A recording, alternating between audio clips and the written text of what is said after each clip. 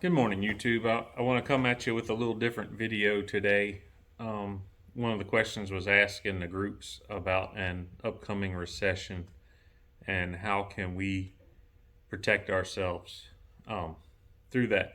So this is a little different video. It's not exactly something you'd expect to see from a carpet cleaner, but I'm also kind of an economic hobbyist, and I do have a master's in business, so I've been following this stuff for a long time.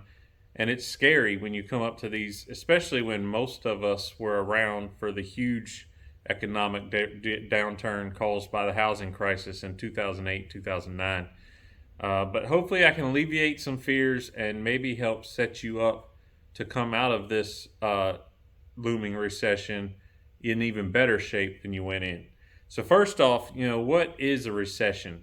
Like I said, most of us think back to the housing crisis in 2008, and for a lot of reasons, this is going to be quite different from that. But a recession is essentially only when the GDP, gross domestic product, of the country, which is essentially a measure of our entire economy, uh, goes down instead of up over the course of a quarter or 3 months or longer. At that point, it's termed a recession. And that those are a lot of big words. That just means prices are going to go up, products are going to go down, and your spending power is going to decrease if everything else remains constant. So, are we going to see a recession? I can say with 100% certainty we will, and with because they always happen. It's cyclical in nature. It's going to come. But with a high degree of certainty, I can say one is coming sooner rather than later. And the reason I can say that is we've seen a lot of things leading up to it over the past few years. The largest being historically, the Fed has been, or the Federal Reserve, the printer of the US dollar, has been independent and uncontrolled by the Congress or the federal government. Kind of a fourth branch. If you remember your high school law class, that the government is made up of three branches that are independent, but have certain veto powers over the other. And you can picture the Federal Reserve as kind of a fourth branch that historically has been independent. But what's happened over the last several presidential terms is the Fed has become more and more under the influence of Congress. And what we saw during the pandemic over the last few years is Congress really pushed on the Fed to print money and lower rates in order to basically buy their way out of a recession caused by the pandemic. And that's all the stimulus checks and the other economic stimulus that the government put forth. All that was doing was attempting to buy out of a recession. Unfortunately, that is a short-term gain. Eventually, you'll see what we've seen the last few months. Interest rates remain low. Inflation grows rampant. And so the Fed, to combat inflation, raises rates and stops the printing of money. And at some point, there's going to become a tipping point, I think sooner rather than later, where that is going to push us into a recession. Now, we will not see, at least I predict that we will not see the housing issues that we saw in 2008, 2009 during what all of us remember as the Great Recession. And that's because the housing market remains extremely stable. Even with rising rates, prices are still rising. And the fact is, there's just not enough homes for everyone. So as long as there's a shortage in the housing market, we will continue to see a strong market there. And the reason why there's a shortage is after the Great Recession, people essentially stopped building houses. So now we have a shortage that we have to come back. So the recession we will see is going to impact everyone a little bit differently. And I want to help you prepare your business to meet that by monitoring the ability of your clientele to make it through the recession successfully. So let's talk about who is impacted most during a recession versus who is impacted least. The wealthiest people among us are very, very rarely impacted negatively by a recession. In fact, the wealthiest among us can't wait for a recession because that means that all of their investments that they want to buy basically go on fire sale. They want to buy stocks and stocks drop. They want to buy potentially housing and housing drops.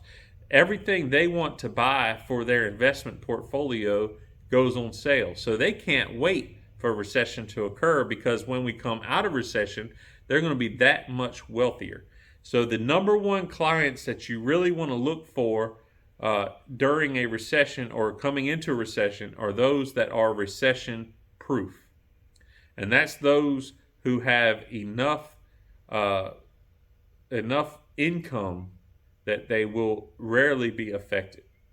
Those that are affected the most are those that are on a fixed income, like, for example, retirees, because retirees receive most of their income from Social Security, which is payments are likely not to go up substantially, and 401k or pension plans who will be affected negatively during the recession. So if you're in a fixed retirement income, you're likely to see some negative outcomes of the recession. And so those customers may be more likely to drop your services. Also, those who are renting their homes, because we continue to see rent rates climb despairingly higher than income rates. So those that rent their homes are less likely to be able to have that disposable income to pay for service businesses. On the other hand, we are well protected in housing, and that is where at least a lot of my clients come from, is in the buying and selling of homes. When you buy a house or when you sell a house, you're likely going to have services performed. And like I said, the housing market, we can have a whole other video on the strength of the housing market, but I don't have any reason to see that market downturning. And so that's a good place to put your time and advertisement in as well. So to protect your business through a recession, you want to be one of those people that comes out of the recession stronger. And one of the ways you can do that is to hoard cash now and buy investments at the low point. So you want to buy the stock index funds during the recession when they're as low as they possibly can be.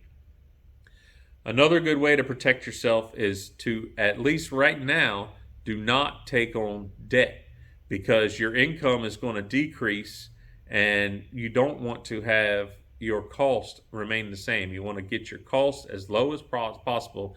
Now is the time where you really want to slim down and run your business as lean and efficient as you can. So cut costs and try your best to keep revenue flat, or even you can absorb a slight decrease if you can cut costs enough and keep yourself lean. So I don't want this video to stretch out real long. This is just a real short one, but this is just a warning to you if you're in the service industry. Without a doubt, recession is coming. It's probably not as scary as you think it's going to be. The housing market's likely not to be affected too much. So that's a good portion of our business, so no worries there. But protect yourself by catering to wealthy clients and those who that will remain with the disposable income through the recession. Lower your costs, lean your business out, and hold tight, batten down the hatches, so to speak, and we'll all get through this together. I appreciate y'all watching. If you have any questions or concerns, or if there's anything you'd like me to cover, shoot me a comment below and we'll talk about it. And other than that, I got to get to work because we are busier probably than we've ever been, which is always a good sign. So here we go.